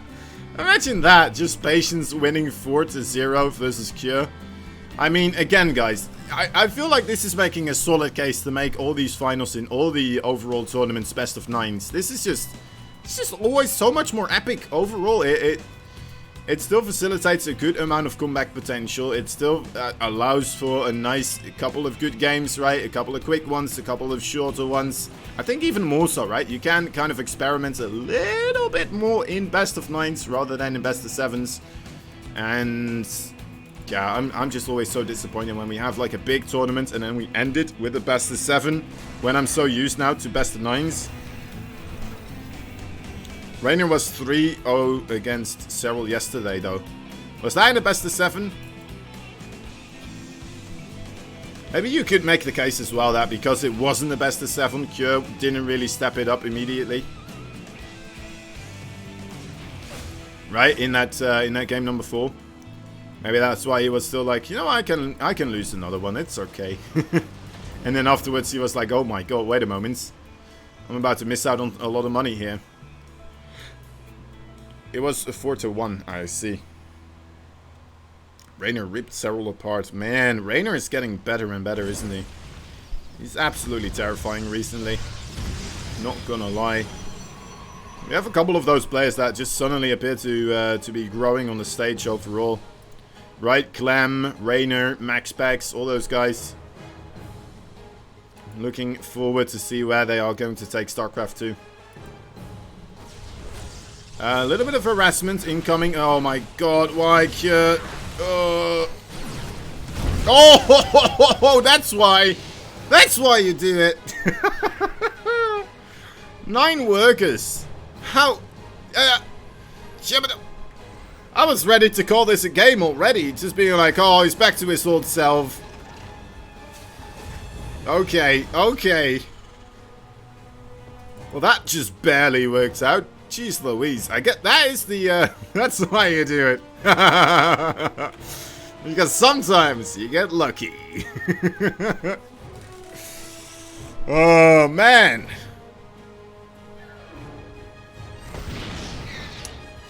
That was a strange one, wasn't it?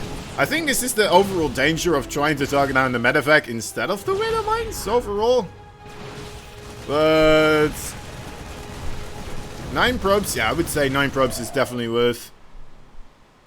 Overall, it's a shame. Like, he would be in an even better spot if he did keep the medevac and the 2 Widow Mines alive. But overall, if you look at the work account now, 48 versus 47, that's a massive advantage for the Terran. If you are on equal amount of workers around the 6-minute mark, that's just always a good thing. There's not a lot of pushing potential for Patience here either. He is keeping a lot of Stalkers at his home base. Maybe he would have been able to do a little bit more with more Stalkers here. But, you know what, that already is the 2 siege tanks. We have a reasonable amount of Marines. It's just overall a difficult place to push into right now. Right? It didn't quite guarantee him a victory. Even if if there was 1 extra medevac and 2 Widow Mines here, wouldn't make that much of a difference. Because the Blink Stalkers, well, they can blink, of course, against those Widow Mines, so they can dodge the shots, while also being able to outrange the Widow Mines using the Observer here. That is already there as well. Yeah, so overall, you know what? Great play so far by, well, I say great play. It's a little bit of a lucky play, perhaps, there for Cure. Dark Templars, though, you know what? We've seen this before here on this exact map. Cure managing to get, like, what was it? 13 worker kills with 4 Hellions, and then all of a sudden, you know what? A couple of DTs came in, and he instantly just tapped on out. He was like, oh, right, that's right. I just used up all my mule energy, or all my energy from mules, and I don't have anything else. But this time around, we have that single missile turret here, so this shouldn't be the case anymore in this moment in time. Has a scan ready as well, so not even gonna lose a single tank. Cure looking absolutely mighty fine in this situation right now. Patience. Patience. I think he's gonna have to kind of resort here to the strategy he was doing in game number 1. And that's kind of what he's doing, right? He's just expanding like an absolute madman. And even when the Cure was pushing out, for the people that missed the first game here, we saw Patience like taking an insane amount of bases. It was like watching a Zerg trying to just over macro a little bit, right? Almost over drone, pretty much. He tried to over drone on Protals, basically. But then with probes and more nexuses. And as Cure was pushing into the regular bases, you know what, he was taking it slow and methodical.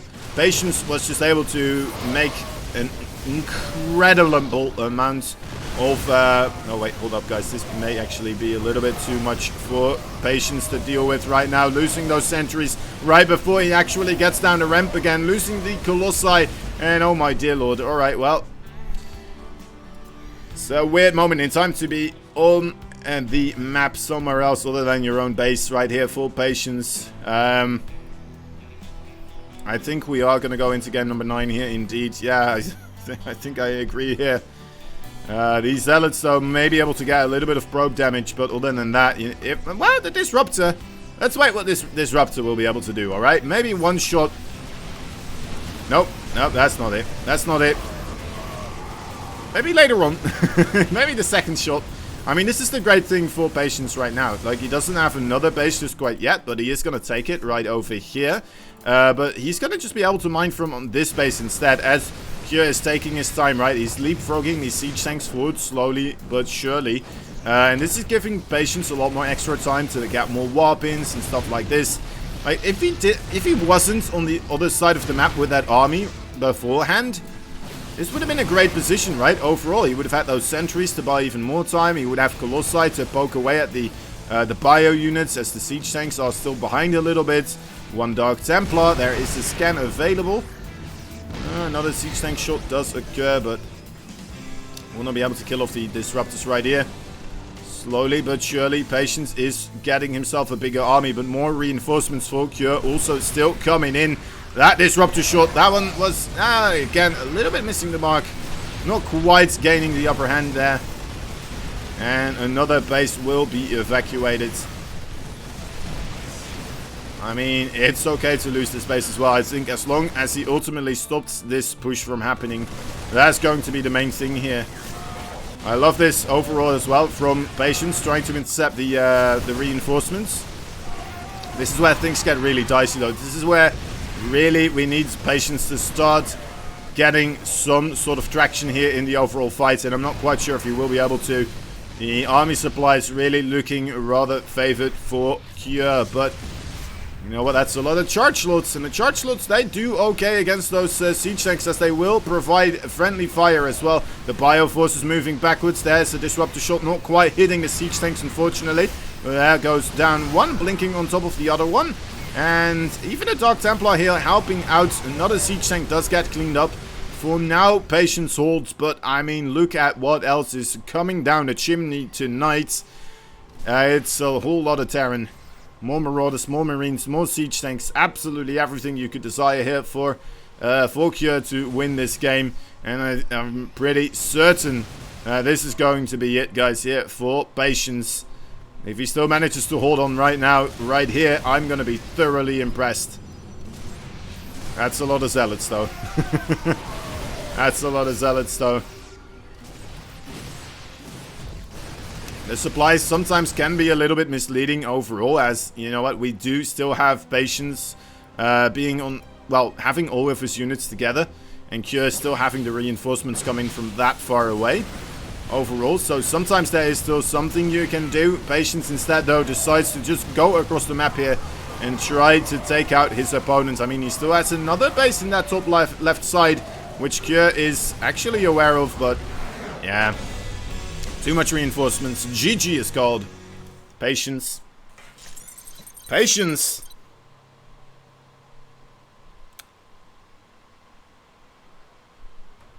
I hate to say it again, but man, being out on the map like that, why? Why were you on the map like that? Alright.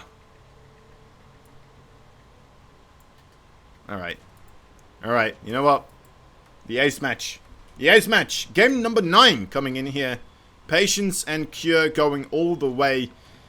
I was afraid we were just not going to have anything cool happening here today. Just, well, I guess Patience overall. Being able to 5-0 Cure, that on its own is quite a, you know what, a little bit of a treat to behold. But just then see Cure making a comeback like this is just something else entirely.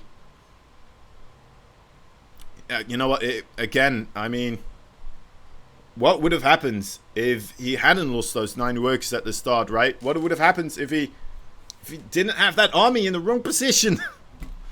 Oh, man. Unfortunate. Unfortunate overall. We'll have to wait and see, though, if these guys are going to be able to keep their cool right now. That's both these guys winning 4 games in a row. If you beat your opponent 4 times in a row, you're free to make the assumption like, all right, I'm just kind of better than this guy, you know? I mean, that's why best of 7s exist in a finals, right? Because if somebody beats somebody with 4-0, you should say, all right, well, that's just how it's supposed to end. Making more games happen in this series probably won't do that much, but here we are.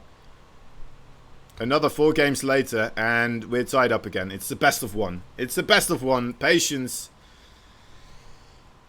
having a rough time overall, not quite being able to clean it out, get that clean sweep, or even find a way to get himself the victory at a later point in time. Does the soup ever lie? The soup sometimes lies. The soup sometimes lies, for example, when there's roaches involved and when there's medevacs involved. Also, when you're going mess sentry, the soup sometimes lies. When you're fighting with just pure Colossi versus Vikings, the soup also lies. There are moments where the soup is gonna lie. If you just have workers, right? If you're max 200 supply workers and you're fighting against, like, let's say 6 supply of Colossi, or well, 6 Colossi worth of, well, how would you say this? 6 Colossi. How much supply would that be? It's probably like 4, right? Probably like 4. Around that ballpark. Anyway. About 4 supply, I'm pretty sure. Ghostless Bio against Storms. Yep. Soup lies then as well. Unless you control your army like Clem. Oh my god. Did you see Clem's micro yesterday as well against... I think it was against Gerald we got to see. Gerald going for the disruptors. But man, oh man. I mean... Kyo's dodging them pretty good as well, right? Here and there he still loses some units. But Clem, he's just like... He loses 1 unit maximum. Each disruptor shot. Did you see Clem's micro against everyone? I mean, yeah, I did. Oh, what a beast. What a beast. Okay. Patience really impatient right now. He's spamming the chat right here with whatever. I don't know what they're talking about. It's going to take a long time for Inu to translate this, if he were to try and translate this. Man, I lose my whole army when someone did that to me. Wait, what? When they did what to you? Clem Micro or Ghostless Bio versus Storms? Did he? Yeah, he lost 1 map versus Bly, and it was... I mean, if that hadn't happened yesterday evening, we would have had a 3-way tie on the bottom... 3 people, and you know what? That we probably would have still been doing that tournament. I would have had 0 sleep overall, and well, unfortunately, Clem had to drop the ball there. 1 single game out of how many games that was? I don't even know. It was like he had to play 5 overall series, right? I'm pretty sure.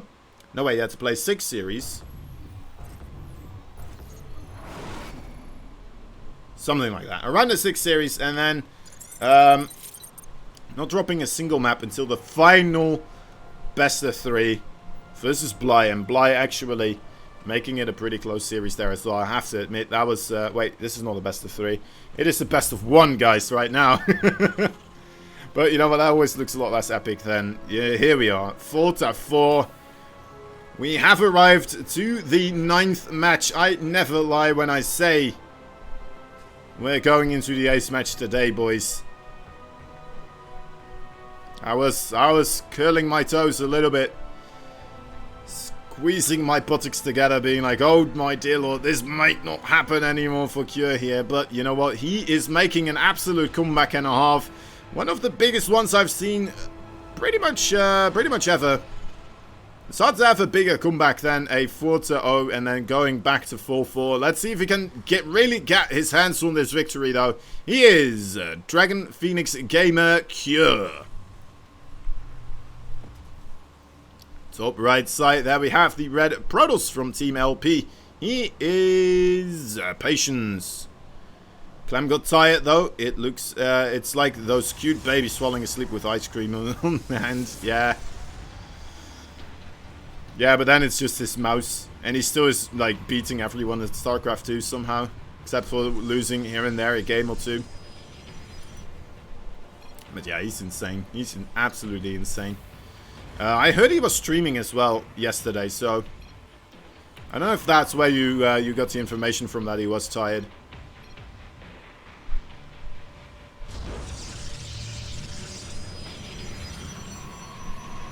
Alright.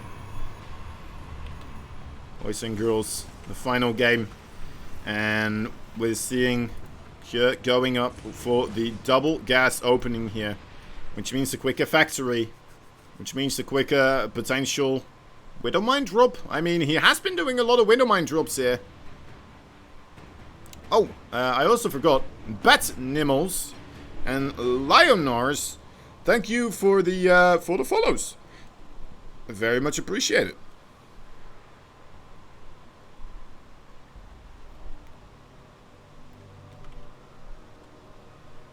Sure, no search even last game. Does he mean like no scouting from Patience? Patience is scouting a lot, right? Oracle Comet, alright. Or is it about Kyo not scouting here? I think it's because Kyo's not scouting, right? He's just not being able to see whatever he wants to. There is a Stargate on the way, though. And this is some mind games and a half, isn't it? If he does say Oracle. Like, Patience is making... It's just saying, like, yeah, an Oracle's coming in. And then there's an actual Oracle coming in. Alright, well, we'll have to wait and see. There we go. Reapers will be able to get the scout off here, right? They should be able to. Oh, my dear lord. They're going for the probe kills. The force field misses just barely. Patience gets the heck out of there. Hellion now into the natural base as well at the same time. Finding some early game damage here.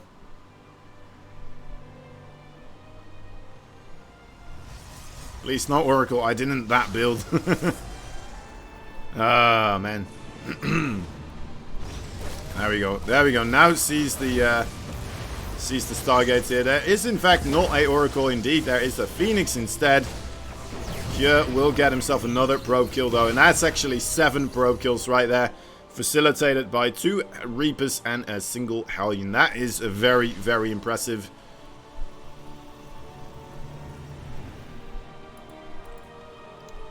Patience being a bro. Meaning, like, you know what? If you're not ready for the Oracle, I won't bother you with Oracles. Cure coming in with a Viking, though. Does want to be ready in case that does come to be a Oracle in his base.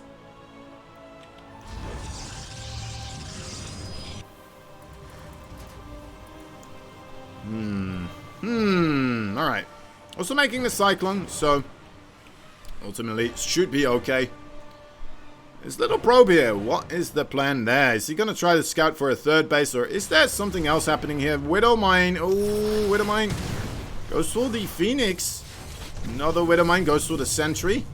This one gets picked back up again and leaves town. He has an armory already as well, a very quick armory. He's even making a Thor. Oh my dear lord. Well.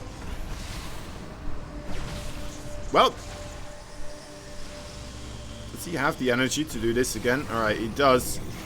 Will he get it in time? Yeah, he will. He will, okay. Whew.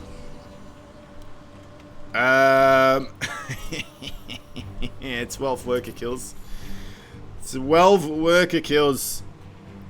This is an interesting game here for Cure, though. Going for that quick armory. I didn't even really see it at the time. That's my bad, but yeah. Definitely facilitating a little bit of help there. Patience. I bet he wished he did go for the Oracle this time around, though. The Thor. What is the Thor doing here? How often do you see a Thor this early in the game instead of something like a siege tank? Okay, in he comes right now. This Thor with a bunch of SCVs ready to repair it. There's a lot of Adepts right there on the right side. I think the Adepts should do okay against Thors, right? I don't see Thors that often in TVP, but we'll have to wait and see. We'll have to wait and see. This is a very committed build here for Cure, bringing a lot of those SCVs with him. And we'd love to see the medevac as well repaired here, as the, you know what, as that gets picked off the Thor as well. Will fall, though, you know what, it's going to be difficult to pick that off. So I think he's going to be okay. Status Trap not quite finding the greatest amount of units, but it might be enough for him to find a favorable trade here. Let's see what he targets down first. A lot of targeting on that Thor right now, and also a lot of targeting on other stuff, so I'm not quite liking the way Patience took that fight. I would have loved to see him actually either targeting down the SCVs or targeting down the Thor, but... Or the SCV, I mean, well, SCVs or even the Marines there, right? Does come in here with more Adepts, though, on the other side. Is this the right call? Ah, nope. Nope. GG is called. Didn't have the stuff anymore, and Cure with a crazy build. One that I personally have not seen in any game before, honestly. But looks very, very potent overall, right? Having the initial Reapers with the Hellion, doing a boatload of damage with that. Then coming in with the Widowmine drop, facilitated with an armory as well, and then using that armory to get himself a quick Thor, and bringing a couple of SCVs to keep the Thor alive. You know what? Overall, very cool stuff there. Guys, we have a reverse sweep. And that is, you know what? Overall, the victor then, Cure. Who would have thought it? Who would have thought that this was going to happen here with Patience going up 4-0. 4-0. Absolutely nuts. Anyway, we're going to call these guys GG's. And we are going to move onwards to the next thing right here. which is actually the Total War Troy game. So if you are still interested in any Total War series, or maybe you want to try it out, right? I know a lot of people always love to talk about it as the Total War games. They are pretty darn stellar, guys. They are a lot of fun. I myself have over 500 hours of gameplay in Total War games. And I am very much looking forward to have this available right now.